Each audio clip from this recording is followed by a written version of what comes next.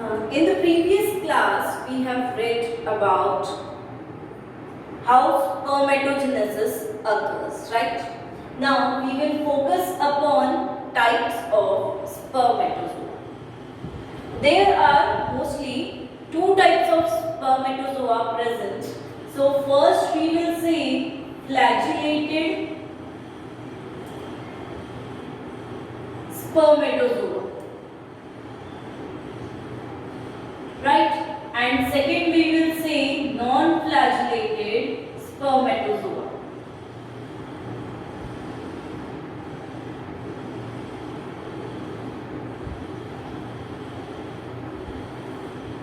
Right, flagellated spermatozoa, already the name specifies it that they contain the flagella. Right, they have flagella in them, they contain flagella, so they are called as flagellated spermatozoa. Right? They have flagella-like structures present behind the head region. That means tail is a kind of flagella-like structure. Okay, so on the basis of flagella, they are divided into two types further on. That means if there persists only one tail, then they are called as monoflagellated. Right? And if two tails are present there, then they are called as biflagellated.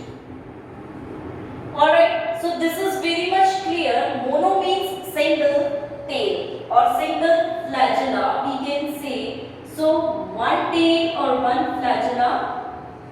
And bi means two, that means two tail or two flagella are present there. So monoflagellated, the example is vertebrates, and mostly vertebrates contain monoflagellated type of plastic. We can say spermatozoa.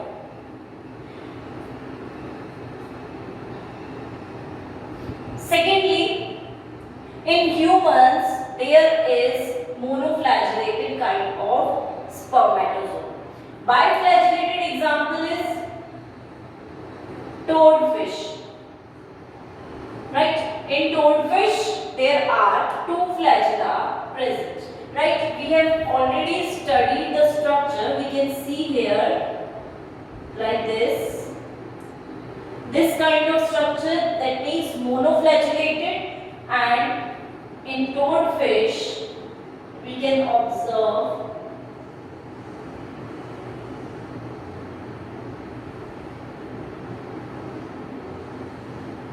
we can see here there are two flagella. So this is biflagellated. Thirdly, what we observe in flagellated spermatozoa is a kind of conjugated spermatozoa. Right? This is most probably seen in grasshoppers.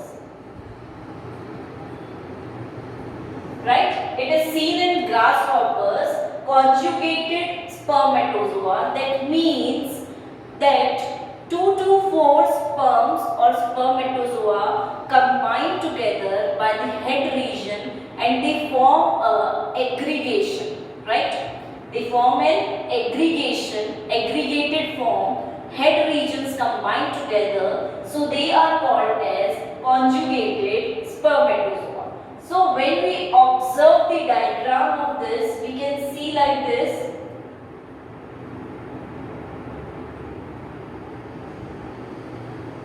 That these are connecting together and form a aggregate, right?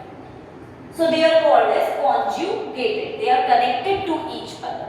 But when they are, we can say, released in the female body, so before fertilization, they get separated, right? So they get separated for the fertilization process and easily can fertilize an egg.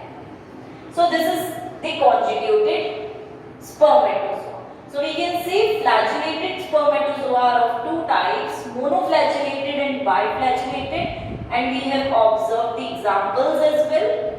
Now we will come to non-flagellated spermatozoa. Non-flagellated means they have no tail, or we can say tail is absent, or flagella-like structure is absent there. That means they just have the nucleus and acrosomal part consisting there. And their examples is, we can say nematodes. In nematodes we observe this kind of spermatozoa, Ascaris, etc. Right? And in crustaceans as well. In crustaceans also non-flagellated type of spermatozoa is present. So we can see their structure can be just like this.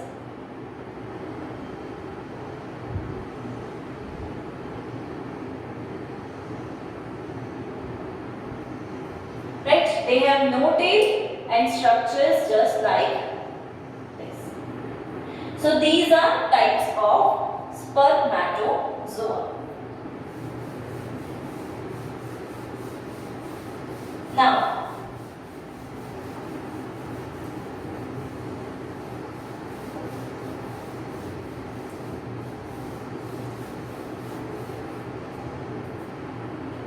we come to important facts about spermatozoa, or we can say important facts or interesting facts also, right?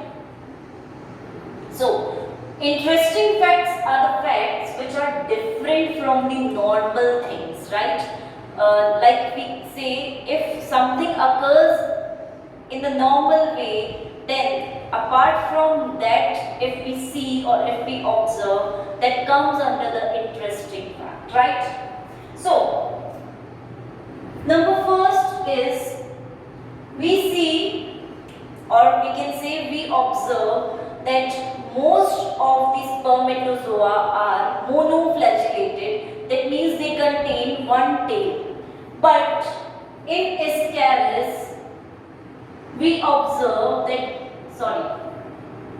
but in toadfish, we observe that the spermatozoa is biflagellated. That just means what? It contains two tails, right? That means the structure just look like this.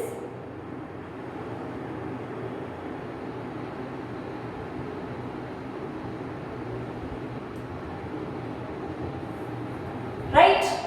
So, toadfish has biflagellated kind of spermatozoa, which is not a normal thing. Secondly, we say all spermatozoa contain tail region for movement. So, in Ascaris, we observe that it is tailless,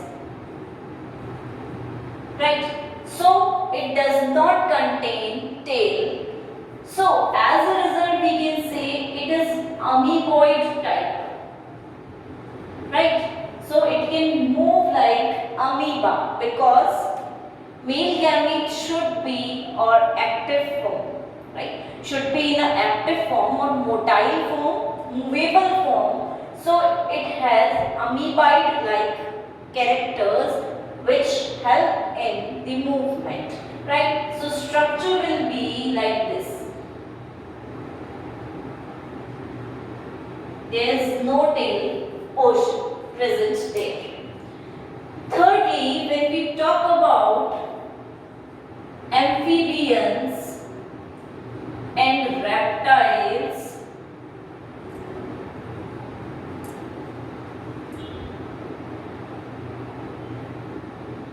so we observe in them that their tail region has undulating membranes.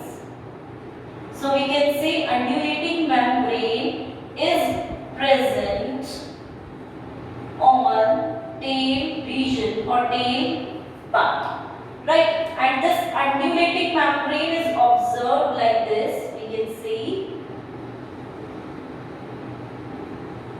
Suppose this is the tail region, right?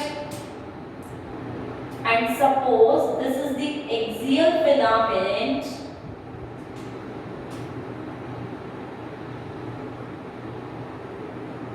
Then like this undulating membrane is present. And we say that this type of undulating membrane is present in amphibians and reptiles. Fourthly, we talk about phyla, and we say that phyla forms two types of sperms, right? It forms two types of sperms.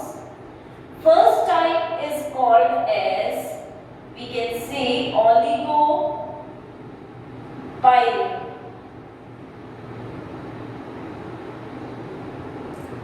And second type is called as eupyrene.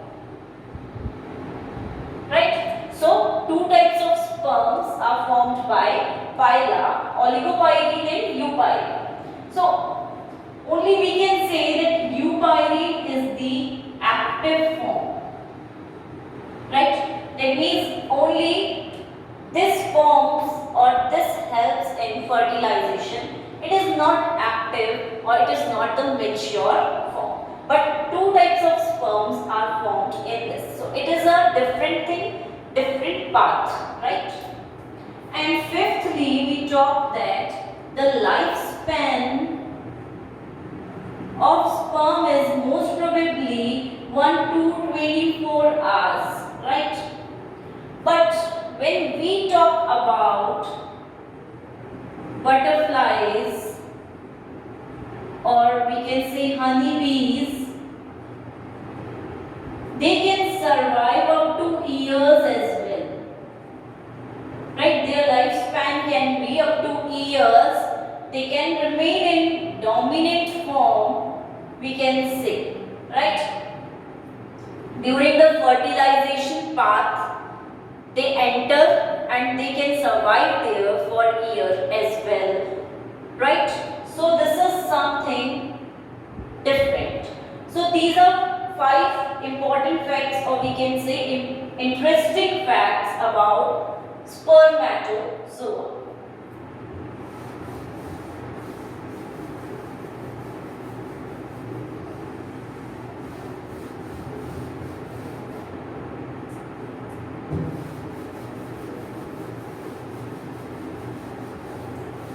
Now we say that when we have studied the spermatogenesis whole process, then we should also know the significance of spermatogenesis.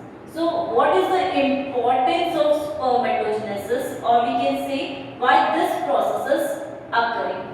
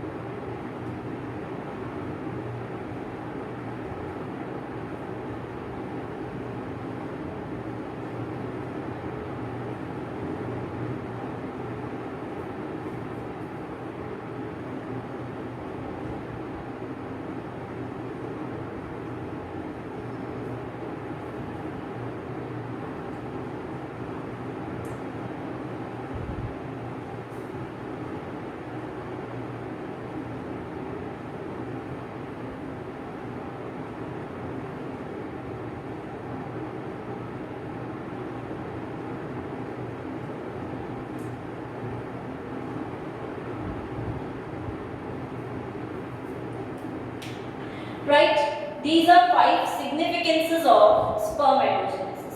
So we had already discussed that spermatogenesis is a kind of gametogenic process, formation of gamete process, right?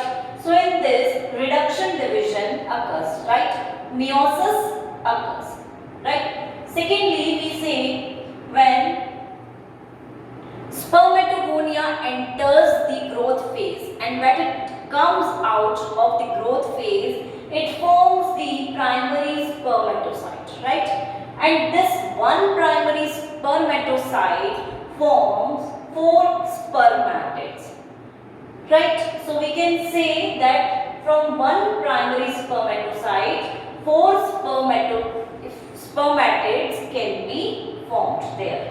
Thirdly, when we say reduction division is occurring, so paternal characters or characters from the father are also reduced to half, right? Reduced to half. Fourthly, we talk about chromosomal restoration. That means if reduction division is going on there, right? So the chromosomes are reduced, and when fertilization occurs, male gamete and female gamete fuse with each other, then the chromosome, or we can say the actual number of chromosome, is restored. So due to this process, chromosomal restoration can occur during the fertilization process, right? And fifthly, we talk about the non-motile oval structured spermatid changes into the motile, active and mature form of spermatozoa, which is viable and which is available for fertilization and can fertilize or have the properties to fertilize the egg and produce zygote or embryo. So these are the significances of spermatogenesis.